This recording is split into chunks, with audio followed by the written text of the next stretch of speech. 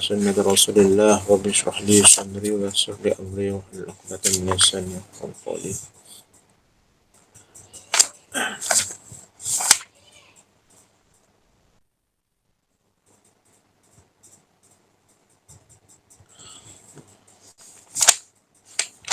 قال المؤلف رحمه الله: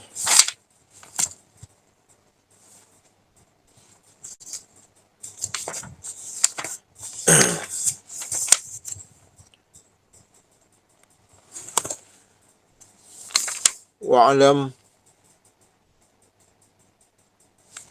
mana ni?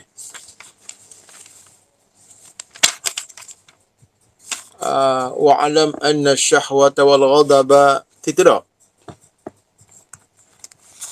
Tidak. Wa'alam, ada. Wa'alam anna syahwata wal ghadaba allataini fil bahaimi ju'ilata aidan fi ibni adama walakinnahu uqtiya syai'an akhara ziyadatan fiha lisyarafi wal kamali. Wa'alam anna syahwata wal ghadaba, bahawasanya syahwat dan ghadab allataini fil bahaimi, yang mana dijadikan pada haiwan, ja'alata, jadikan juga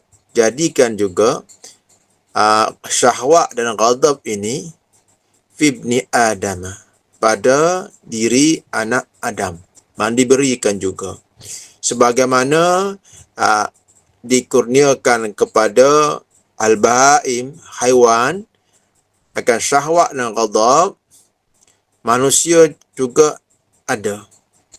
Jadi sama situ. Walakinnahu u'tiya syai'an akhara, tetapi manusia dikurniakan suatu yang lain. Ziyadatan fiha, sebagai tambahan selain daripada syahwat dan ghadab, yang menjadi beza antara haiwan dan manusia, itu apa ni? Yang akal ni. Lisyarafi wal kamali, untuk sebagai kemuliaan dan kesempurnaan. Kita sebut sini, mana sini akal. Walakinnahu, tetapi diberikan juga satu yang lain, itu cahaya akal, sebagai tambahan pada syahwat dan ghadab, kerana kemuliaan dan kesempurnaan. Jadi akal adalah dilebihkan manusia dengan akal daripada makhluk yang lain. Ini adalah nilaian tiang kemuliaan, kesempurnaan dan khasais bagi manusia. Jadi kalau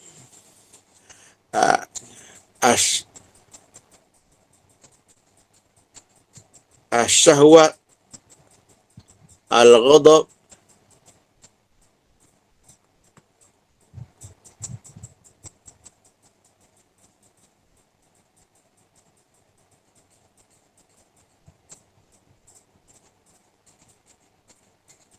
al-insan, ibnu Adam, al-insan, dan al-bahaim, haiwan. Syahwat bahaim ada, insan ada. Ghadab bahaim ada, insan ada. Jadi sama tu. Sama manusia dengan dari sudut diberikan sama. Jadi sudut, alamak, ada masalah ni. Bentar. Ini masalah sama ni. Ya, tak. Baik. Jadi sebagaimana kita bincangkan, kitab ini bincangkan dalam bab-bab yang lepas, sekiranya manusia apabila ada syahwat, kalau haiwan, kalau manusia sekiranya berlebihan syahwat dia, akan bersifat dengan sifat-sifat yang tidak baik lah. Jadi binatang, setengah haiwan boleh jadi lebih teruk lagi. Begitu juga ghadab. Sekiranya berlebihan, lebih teruk lagi pada haiwan yang buas yang lain. Begitu juga apabila lemah. Jadi perlu proses kawalan pada syahwat dan ghadab. Dan apa yang mengawal, yang boleh mengawal syahwat dan ghadab ini adalah apa? Adalah akal. Adalah akal. Akal umpama cahaya, siraj, cahaya dengan isyarat ilmu yang menjadikan supaya syahwat dan ghadab di bawah kendalian akal, maka inilah yang akan menjadi titik beza antara insan dan bahaim. Nampak?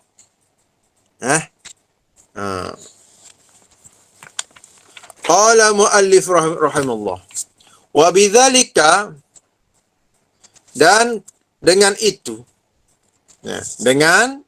mana akal yang dikhususkan Allah Ta'ala kepada manusia tidak diberikan kepada bahaim. Oleh kerana itulah bagi manusia ma'rifatullah Ta'ala. Dengan akal ni lah. Bagi manusia akan ma'rifah Allah Ta'ala. Inilah ma'rifah. Ma'rifatullah Ta'ala, mengenal Allah Subhanahu Wa Ta'ala yang sebenar-benar kenal. Yang akal.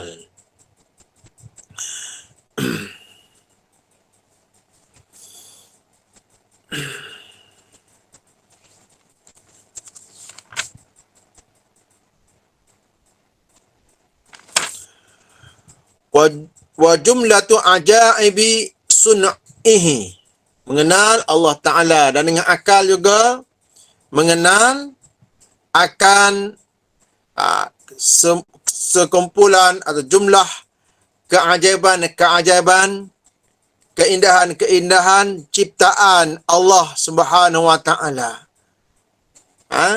Akan alam ini, akan ajaib sun'ih, mengenal akan sun'ih, ciptaan Allah Subhanahu Wa Ta'ala. Maknanya alam ini, yang mana menjadi dengan alam ini, dengan keajaiban ciptaan Allah Subhanahu Wa Ta'ala, dan semuanya adalah baharu, mana dijadikan, semuanya adalah hadis, bermula daripada Adam, bermula daripada tak ada, daripada arash sampai pada firas, min arsh ila firas, daripada arash hingga firas, hingga pada bawah sekali, atas kenayanya keseluruhan alam, semuanya dijadikan oleh Allah Subhanahu Wa Ta'ala, mana semua gerak diamnya diatur oleh Allah Subhanahu Wa Ta'ala. Inilah menunjukkan kepada qudrah, akan menunjukkan jamal sifat Allah Subhanahu Wa Ta'ala, dan menambahkan keimanan, keyakinan, ma'rifah, mahabbah kepada Allah Subhanahu Wa Ta'ala.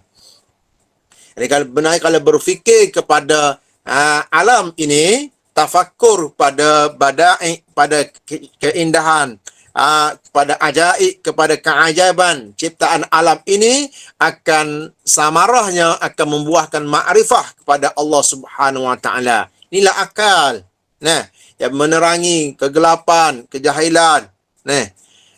Itu yang menjadi beza antara insan dan bahaim. Sekiranya akal ini, apabila akalnya akan berfungsi apabila diletakkan di atas Di mana syahwat dan ghadab di bawah kendalian akal. Itu dia punya posisi dia. Kalau silap kita memposisikan syahwat dan ghadab ini di atas pada akal, di mana akal tidak berfungsi sebagai wazir kepada qalbun, maka samalah. Insan dengan bahaim. Sama. Nah, bahkan insan lebih teruk lagi daripada bahaim, daripada haiwan. Sama ada haiwan ternak ataupun asibah, haiwan yang ganas.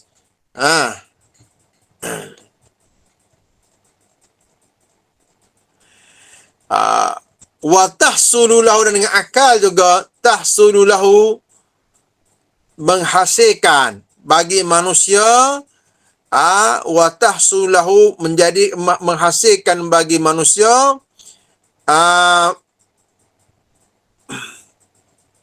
tidak baca. Wabihi, dan dengan akal yukhallisu nafsahu min yadi syahwat wal ghadab. Dengan akal inilah melepaskan dirinya daripada syahwat dan ghadab. Sebenarnya keupayaan akal itu mampu untuk menjadikan akal mengawal syahwat dan ghadab sebenarnya. Dengan akal lah menjadikan kita lepas daripada syahwat dan ghadab. Kalau tidak, manusia akan ditawan. Kalau ikut perumpamaan kita ni sebelum ni, umpama ditawan oleh al-kalbu wal khinzir, hati itu dan akal tu ditawan oleh al-kalbu dan khinzir. Jadi dengan akal lah akan mengawal, melepaskan dia daripada syahwat dan ghadab apabila kita memposisikan akal di atas daripada syahwat dan ghadab. Dan itulah jawapan kepada as-sa'adah hakiki. Sa'adah yang sebenar. Dan apabila syahwat dan ghadab mengatasi akal, di mana akal di bawah syahwat dan ghadab akan menghasilkan kecelakaan. Wa tahsulu lahu sifatul malaika, dan terhasil baginya, bagi manusia dengan akal itu, dengan mengikut akan nasihat akal, dengan isyarat ilmu akan sifat malaikat. Apa sifat malaikat? Iaitu bukan mengubah diri manusia tu menjadi komposisi yang cahaya seperti malaikat contohnya. Tidak. Maknanya apa yang dimaksudkan di sini, sifat malaikat mana akhlakul hamidah, akhlak-akhlak yang terpuji. Walizalika, dan kerana itu juga kerana akal yazfuru bisibai wal bahaim, manusia mampu untuk mengalahkan haiwan buas dan juga haiwan ternakan. Jadi khalifah. Wa tasiru kulluha, dan menjadikan semuanya selain pada manusia, asiba al-bahaim, alam ini sendiri, musakharatan, dikawal, diselia, ditakluk, diuruskan bagi manusia sebagaimana Allah Subhanahu wa taala jelaskan, wasakhkhara lakum ma fis samawati wa ma fil ardi jami'an minhum.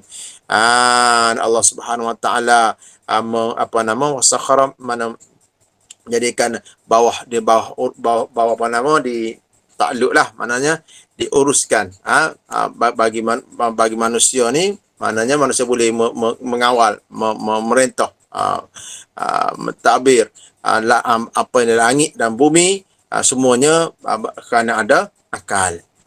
Jadi ditundukkan apa yang di langit dan bumi bagi manusia. Kenapa? Kerana akal. Walaupun hebatnya harimau, walaupun gagahnya singa, mereka tunduk kepada manusia kerana akal manusia. Semua haiwan buas itu manusia letak dalam zoo je. Manusia letak dalam zoo. Kenapa? Kerana kebijaksanaan akal. Tapi akal dikalahkan nafsu. Memang fikiran manusia tetap cerdik walaupun tidak menggunakan akal, kerana manusia dia ada fikiran dia akan digunakan dengan cara salah lah. Mana syahwat dan ghadab mengatasi, maka mereka akan jadi lebih teruk lagi daripada haiwan, pada binatang buas. Allah. Bismillahirrahmanirrahim. Faslun fi lagi kan ni? Sikit lagi. Fi ajaibil qalbi, pada keajaiban hati. Alam anna lil qalbi ma baina lil ulumi. Ni payah sikitlah ni. Alam, ketahuilah, anna lil qalbi anna lil qalbi baini lil ulumi. Bagi hati ni ada dua pintu. Bagi hati yang merah sama Bagi hati ada dua pintu ilmu. Dua pintu. Pintu. Wahid lil ahlam, pertama pintu mimpi, melalui mimpi. Menjadi pintu untuk mengetahui juga. Bagi kita orang yang mimpi tidur-tidur mimpi Ultraman, tidur-tidur mimpi Doraemon, tidur-tidur mimpi tak tahu apa benda. Memang kita anggap benda tu hanya permainan tidur. Tetapi bagi orang yang Allah Subhanahu Wa Taala bagi kelebihan, orang tertentu, ni ada sumber juga. Walaupun mungkin tidak boleh dibuat hujah lah dari disiplin ilmu. Dari ilmu hadis atau dari ilmu perkata, boleh kata bersumber pada mimpi, tapi merupakan pintu bagi ilmu. Bagi hati juga, pertamanya lil ahlam, pertamanya ahlam, mimpi. Jadi apa makna ulum di sini? Al-qalbi, pintu al-ulum, al-qalbi, dua pintu bagi al-ulum. Ilmu al-ulum, itu ulum, ilmu untuk apa? Lil-wusuli, untuk sampai kepada mengenal sesuatu, dan mengetahui akan hakikatnya. Mana ulum, ilmu untuk sampai kepada mengenal akan sesuatu dan mengetahui akan hakikatnya. Pertama ni pintu yang zahir, yang kedua pintu yang batin, pintu yang mimpi.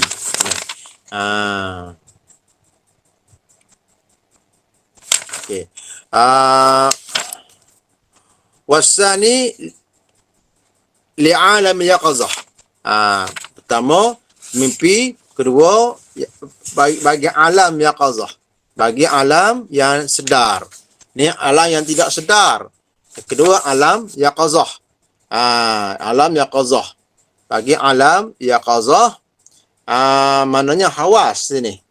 Melalui panca indera, melalui panca indera. Okay, kita baca dulu. Jadi melalui yang mimpi ni bukan alam yang zahir.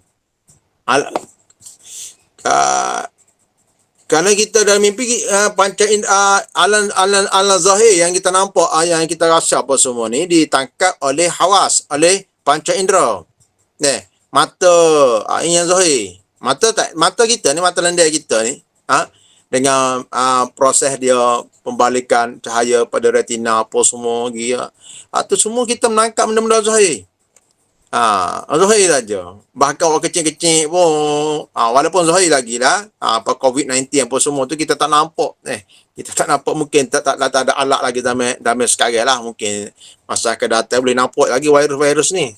Sekarang ni tak semua virus ni boleh nampak tau. Jadi itu yang kita tangkap hak zahir. Ilmu daripada panca indera ni hak alam kita ni, alam nyata ni. Adapun kalau kita mimpi, kita tahu alam apa tu, bukan ada di dunia yang nyata. Bukan alam yang nyata. Jadi berkenaan dengan mimpi ada tiga Ada 3 jenis. Ada pertama dipanggil adghasu ahlam. Adghasu ahlam. Mana adghas maknanya kesamaran, tashwish. Mana dengan kata lain ada khasa alam yang mimpi yang ghairu mantiqiyah, yang tidak logik. Yang tidak boleh terima oleh akal. Yang ataupun yang kose-kose lah. Ada yang kose-kose. Ini adalah waswas pada syaitan dan sebagainya lah. Yang kedua, mimpi waswatun nafs. Mimpi waswas. Waswasatu ilahi daripada waswas yang ada dalam diri. Ini supalah lebih kurang lah. Mimpi yang tidak ada makna lah, tidak ada makna, hanya permainan. Maknanya kalau seorang tu, contohnya seorang tu terlalu nak pada makan, contohnya suatu nak makan satu benda, nasi arak ke apa lama, okey, tiba-tiba mimpi, beliau ataupun kalau ia asyik pada satu perkara di dunia ini, tiba-tiba termimpi, habis kurang lah tu. Tapi yang ketiga, inilah yang dimaksudkan di sini ialah ru'ya busra minallah ta'ala. Mimpi yang mana merupakan berita daripada Allah Ta'ala. Busra minallah Ta'ala. Kerana Rasulullah sallallahu alaihi wasallam dalam hadis yang sahih Bukhari menyatakan riwayat daripada Abi Hurairah radhiyallahu anhu, qala Rasulullah sallallahu alaihi wasallam, ar-ru'ya salasun. Yang pertama, mimpi ada 3. Ru'ya busra minallah wa ru'ya mimma yuhaddisu bih ar-rajulu nafsahu wa ru'ya taghzini syaitan. Pertama, ru'ya busra minallah, merupakan busra, berita gembira daripada Allah Subhanahu wa taala, ada petunjuk daripada Allah Taala, ada isyarat daripada Allah Subhanahu wa taala. Wa ru'ya mimma yuhaddisu bihi rajul nafs. Ru'ya apa yang bercakap dia, maknanya ada keinginan bagi seorang lelaki akan dirinya, maknanya yang dia cakap semua dari diri dia, ada termimpi, ada. Dan ru'ya yang diletakkan oleh syaitan. Jadi dalam ru'ya mimpi busra minallah ini adalah pertamanya ada 2. Pertama, mimpi mukmin soleh. Ru'ya mukmin soleh. Mukmin as-soleh. Ru'ya mimpi mukmin yang soleh. Mimpi mukmin yang soleh. Sabda Nabi sallallahu alaihi wasallam, ru'yal mu'mini haqqun. Mimpi orang mukmin adalah benar. Wahya juz'u min 46 juz'an minan nubuwah. Dan merupakan satu juzuk daripada 46 juzuk an-nubuwah.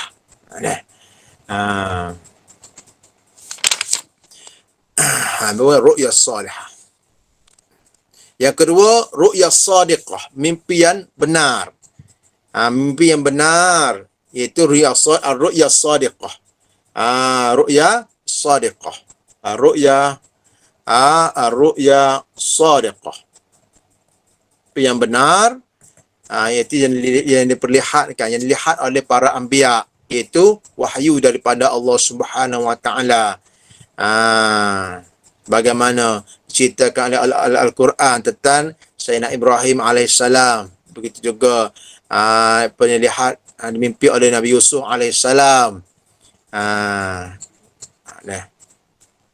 Wasani, dan yang kedua, al-alamu wasani li'alami yaqazati. Yang kedua, okey, yang pertama tadi ahlam. Ni kita bincang tadi. Yang kedua, bagi alam yaqazah. Awas ni untuk alam yaqazah. Alamil yaqazah. Alam yaqazah. Alam yaqzah ni alam yang jagalah, alam yang jaga, alam yang sedar. Nah, wasani daripada dua pintu itu, daripada dua pintu ni bab ini, bab. Nah, dua pintu, dua pintu ni pertama, kedua, ya.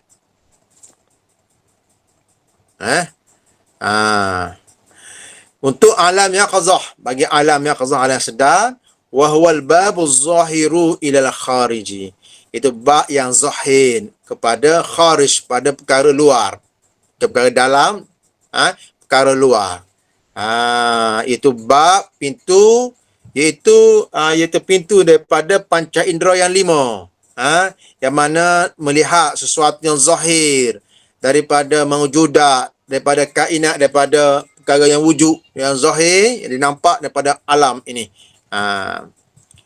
Hani boleh switch off hak zahir ni, fa innama ghuliqa babul hawas, kira tidur.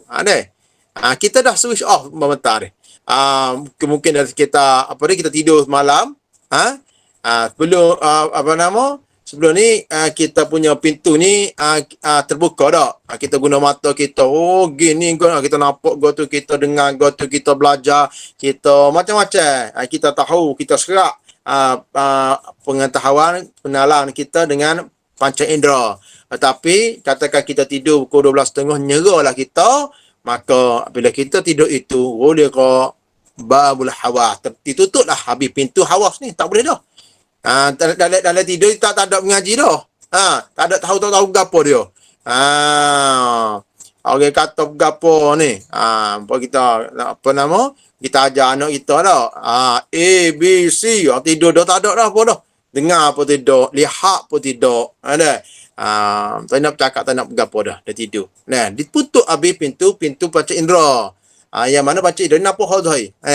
Fayuftahu lahu babu batin. Tapi apabila tidur, akan dibukakan pintu batin pula. Pintu batin. Itu namakan ainul qalbi. Ni orang panggil ain qalb, mata hati, ataupun orang panggil basirah. Basirah, mata hati.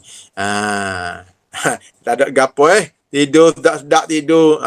Mimpi mimpi benda-benda mengaruh. Tu ada rasa. Batin apa ada rasa alam. Tahu setara mana batin kita, tengoklah kita mimpi lagu mana. Malam mimpi gapo dia. Tapi sebenarnya dibuka pintu batin bagi orang yang dibukakan. Wa yukshafu lahu ghaibun min alamil malakuti. Ana bayar ni. Maka didedahkan, dibuka, dikasyafkan baginya ghaib daripada alam malakut. Alam malakut daripada alam malakut. Alam ghaib. Alam malakut. Alam yang selain daripada alam zahir ni. Pada alam, selain pada alam zahir. Bincang bab alam ni payah ada alam syahadah, alam malak. Kita nak alam zahir, alam malak. Ada peringkat alam malakut, alam jabarut, alam lahut. Alhamdulillahirabbil alamin, segala puji bagi Allah Taala, Tuhan sekalian alam. Dan kita nampak alam ni alam zahir saja, alam di dunia saja. Alam yang kita nampak dengan hawas kita. Hawas kita ni alam zahir pun kita tak nampak cara jelas. Kita perlu kepada alat ni. Mata kita ada batasan dia. Ada batasan dia. Kita melihat, ada begitu juga telinga apa. Ada tu pun ada limit dia juga. Zahir tu pun. Tu mana zahir lagi. Tak ada alam yang lain. Ini harus bagi Allah Subhanahu Wa Taala menciptakan alam. Jadi alam nampak apabila didedahkan, Allah Taala buka perkara baginya, perkara yang tak nampak, perkara yang pada zahir, bukan pada alam yang zahir, maka nampak pada alam malakut. Wa minal lauhil mahfuz, daripada lauh mahfuz. Nanti akan bincang jauh lagi, nanti bab-bab seterusnya. Benda-benda gini, fayakunu misla, dan adalah ia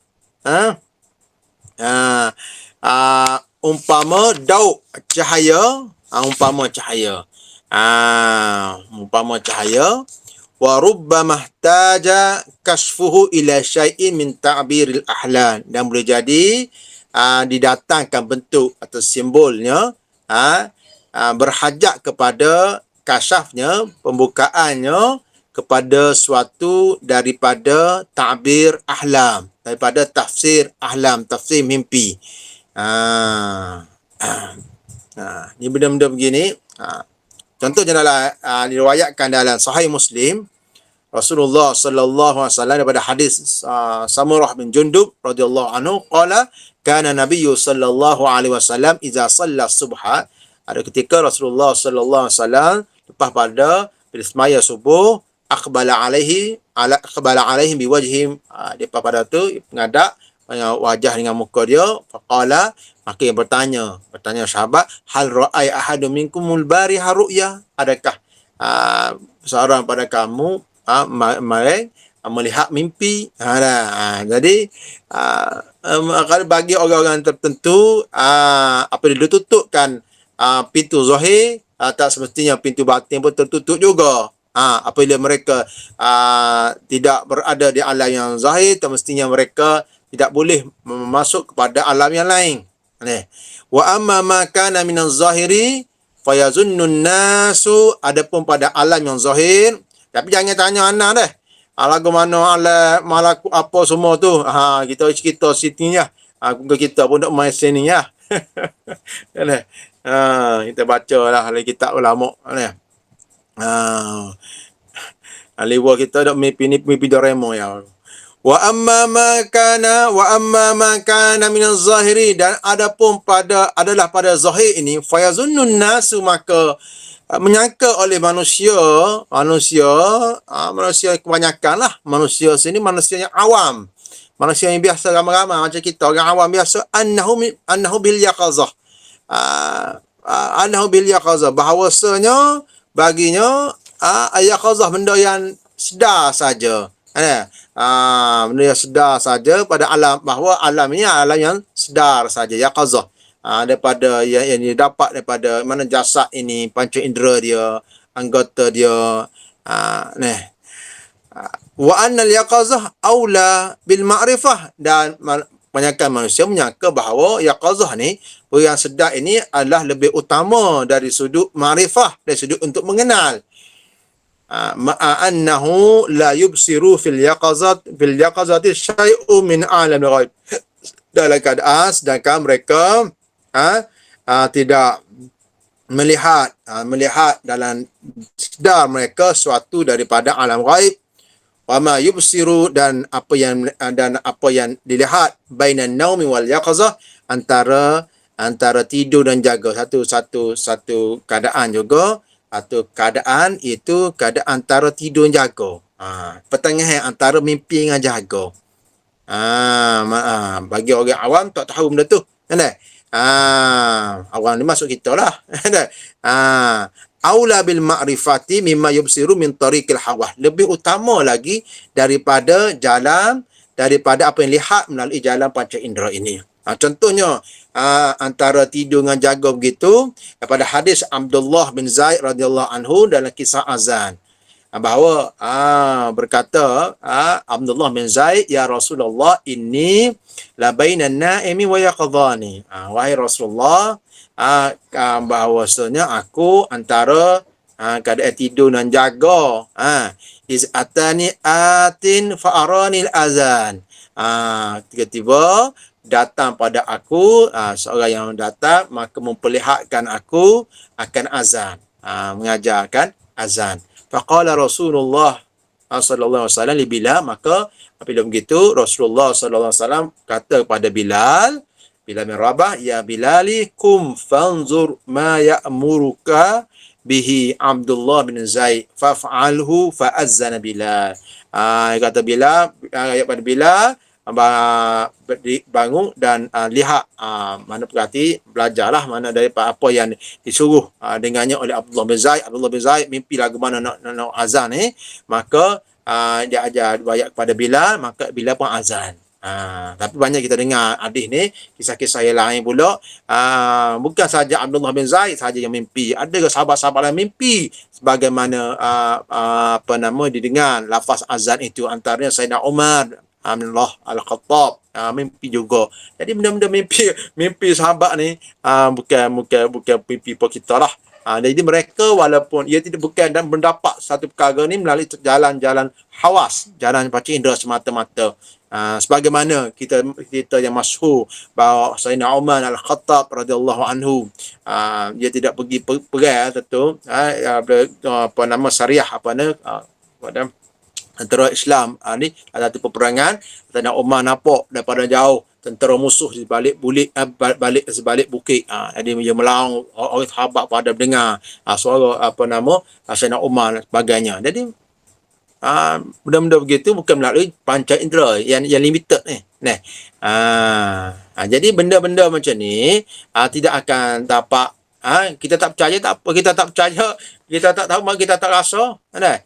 Benda ni dilalui oleh para awliya.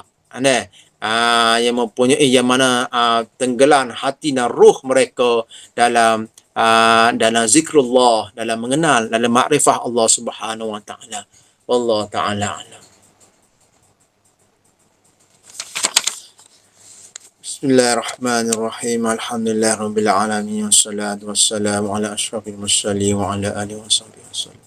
Allahumma alhimna rusyda azna min syarri nafsi. Allahumma alhimna rusyda. Sallallahu alhamdulillah.